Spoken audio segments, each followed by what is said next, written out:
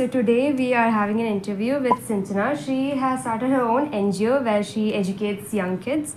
So my first question for you is, what inspired you to start the NGO? Like, was there someone you got inspired from, a particular person or event? I think there are three factors to this. Firstly, the education system in India is something that I've always had a lot of issues with as a student myself as well. I started Akanksha when I was 16, so I was still in school myself that time. And I saw like a very huge gap in the system. So that's been something that I've been wanting to work on from like my childhood as well. But at the same time, I didn't have like such a big vision, plan, or anything. I was a pretty normal, average, awkward teenager myself. But when I did meet these kids for the first time, I saw a bigger problem in the system. That's the economic system, the economic gap that existed in India. And once I saw it so up close, I didn't feel like it's something that I should just drop it there. So that's how Akanksha kept growing as well. And I always credit my mother a lot to everything that I do because I think it all started for me from there. I met these kids because of my mother as well. So she's a very big part of it. Okay, that's nice. Can you also like tell about your NGO more, like the vision, mission, and stuff like that? Okay, so Akanksha in Kannada means to aspire, and I work with 40 government school kids today. And all of them are, at this point, it's not just like an educational center, like a tuition where they just come and they go kind of a way. It's become very personal. We built a beautiful community. We have 70 plus teachers at Akanksha itself.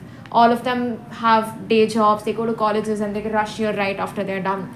And it's a place where every kid wants to learn. It's not a fear based learning, it's somewhere where everyone enjoys the process of learning.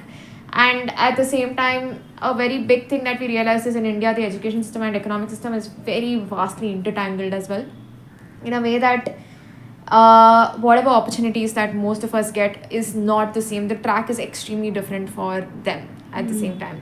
The opportunities that look very normal to us is something that they can't even imagine of. When I met them for the first time, I was just asking, like, on the first day, what do you want to be when you grow up? Like, how you would ask any kid. And in Kannada, they said, Akka nan gare kelsa hoಗ್ಬೇಕು.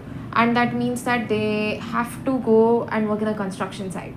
This is a sixth standard kid talking like that, like as though it's the most normal thing. And these are some of the most smartest, wittiest kids I've met. And that didn't make any sense in my head. Why is a sixth standard kid thinking of that already? So that's when I realized that the entire track is written very differently for them. The equity in Indian education system is not even somewhere close to a balanced level. So that's how Akanksha started, and that is what we hope to solve as well, to fill that economic gap through the education gap. Okay. The group or the types of kids you work with? Okay, so all of them come from a BPL background, below poverty level, and they all go to the government school nearby itself. It's a place where funding is a huge issue, teachers are a huge issue. There's one teacher working with 100 different students, and nothing is actually going forward at the end of the day. And they don't really have any exposure to the real world. What are the possibilities for them once they graduate from here? They all come from Kannada medium schools, but we've only slowly shifted them to English medium schools. A lot of them have already daytime jobs. They are still 13, 14 years old, and they're working part time in factories and so many other places. So, yeah, these set of students, they're supremely talented and they're so smart for their age, but all they lack is that exposure to the other side of the world out there. Okay. Like, you are very young, like, as compared to the others. So like, what made you think that you would start an NGO instead of something that would like actually earn money? It is still like a, what to say, internal clash that I till date have. I didn't do this full time. I was 16, so obviously I didn't think too much as to where it will go that time. I just knew that I didn't want to stop. I was like, let me see where this goes. And I had a wonderful team, and everything was coming together really well, and we could see the kind of impact it was having, so we didn't want to stop. But also at the same time, obviously for me, my career is also important, and this is not what I do full time either. I work in marketing in the morning, I work for RCB, and that is still something I'm figuring out. It is tough to balance both of it. I was a college student not too long ago as well, and there is a lot of back and forth. But I think with the right team, with the right purpose, you can make it happen. Okay, that's nice. So, what kind of teaching methods do you use to engage with children? So we have sort of like a pyramid structure when it comes to our teaching methods. We realize that with government school students, there is a huge foundation lacking. Even though these kids are smart, even at the age of like even when they're in sixth standard, they still don't know ABCD. They don't know the basic operation of math. So our first base of that pyramid is making sure that they have a good foundation when it comes to subjects like English, math, science, social. This was our primary concentration subjects to make sure that they know the basics. And once they did, once we knew that we established ourselves over there, we went on to the next step. A system where I don't think them being a government school kid or any of it matters. We wanted to make education fun in a way that even we would have loved it if we were kids of their age.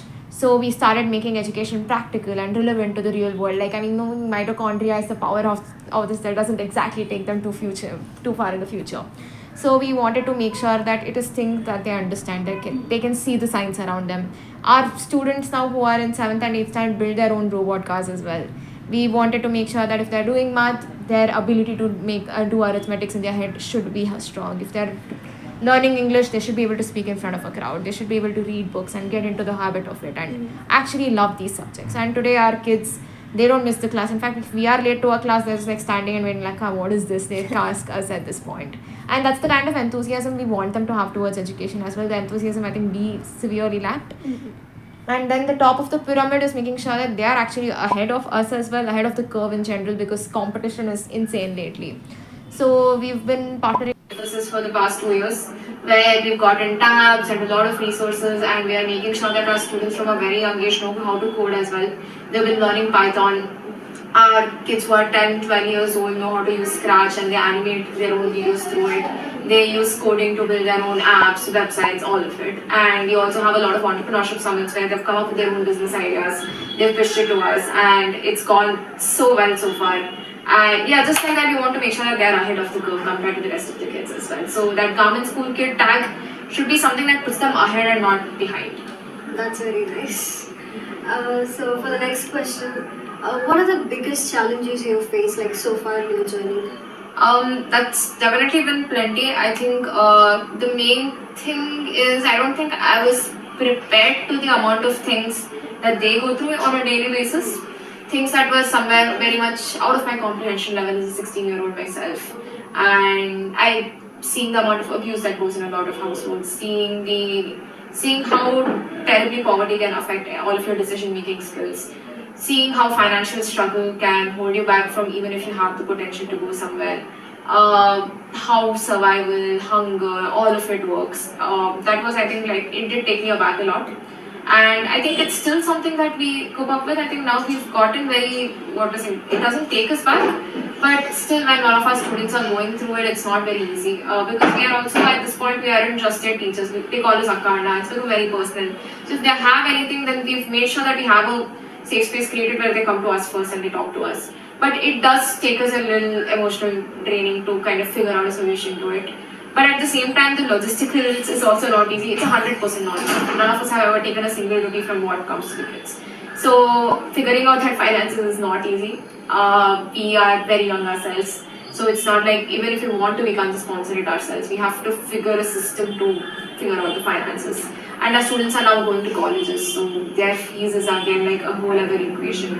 Finding the right place, doing the paperwork, making sure that it's again like you're convincing 70 people to do this for free completely, all these teachers. So making sure that they have enough incentives to continue. I just want to know, what is your long-term vision to this NGO and where do you see it in 5 to 10 years? I think there are two parts to it. One is the kids part and the organization part. In terms of kids, obviously the first one would be, I would want them to be the first ones in their family to actually come out, break that cycle of poverty through education itself. And I think we're on a good track with that. They're the first ones in their family to now step into college. They're doing very well. They're in BMSc right now. One is studying engineering, two are studying commerce. They're planning to be CAs. And they're on a good path in general enough. And again, it is like, again, first in a generation kind of a way. So we are very proud of that, but we do hope that in the next 10 years, all of them, we have 40 students. You see a lot of NGOs in general where, like, they're distributing a lot of books and food items and all of it. That helps to that helps for a day. We want to make sure that this is actually empowering them in the long term to finally break that cycle for good and never look back again. So we are hoping that we've not expanded so far for the same reason. We've always wanted to keep it, whatever resources that are coming, we want to concentrate it for these 40 students so that the quality of the education is not compromised on. So we do hope that these 40 students, every single one of them is coming out. and hopefully even more successful than us in life. And I think there's no greater joy for a teacher. But at the same time, I have been working on a different model as well. Now that it's at a good place, everything over here. We are thinking of scaling as well, and we've been in talks with a lot of different companies like Infosys and a few other PU colleges and degree colleges across Bangalore, where they've showed their interest in starting their own chapter of Akanksha. So we are thinking of sort of documenting our module of teaching and making it a decentralized model where we still are not the ones starting all the chapters. They are starting their own, but we train them, so that way there is an Akanksha in like every neighborhood and everyone comes together, and hopefully a lot more kids get the benefit of it. That's great. Okay, so then what will you never compromise in your business? The kids, easily. Making sure that they are always the priority, making sure that any resource comes, that it comes for them first, and also respect, in a way that I don't like people using this term charity for these things. These kids didn't choose where they were born in, and their parents are actually, most of their parents at least, are pretty amazing. It's just that their economic situation was out of their hand, and education equity is so important, but it lacks so much in a country like India. So if anyone comes into the gates of Akanksha, that's one of the first things that I make it clear. Don't make them feel like you're doing something for them. You are just doing your part because you like to teach. That if it's coming from any other place, then it's just not worth it, because they should never feel like it's a charity. That's very true. Okay, then what would you change about your business journey if you could go back in time? I don't think I'm the most organized person, and I think because of that, I had a lot of ups and downs. It got a little chaotic in between. I think that's definitely something that I would like to start change. I do wish I had made it a lot more structured. I'm only bringing in structure now to everything that's happening. I think we could have gone a lot more ahead if that structure existed to begin with. And I think my personal lack of discipline is something I passed on to my students as well. The rules and regulations weren't very strict. I mean, it's for the good, because it laid a very informal environment. Like if you go through our photos and videos from the past 6 years, you'll immediately know it's a beautiful, colorful, vibrant place that we built there. But that also led to a lot of lack of discipline amidst the students. So I think I would have balanced it out a little more. That's all right. Yeah, that's all. Thank you so much. That was Thank you. insightful. Thank you.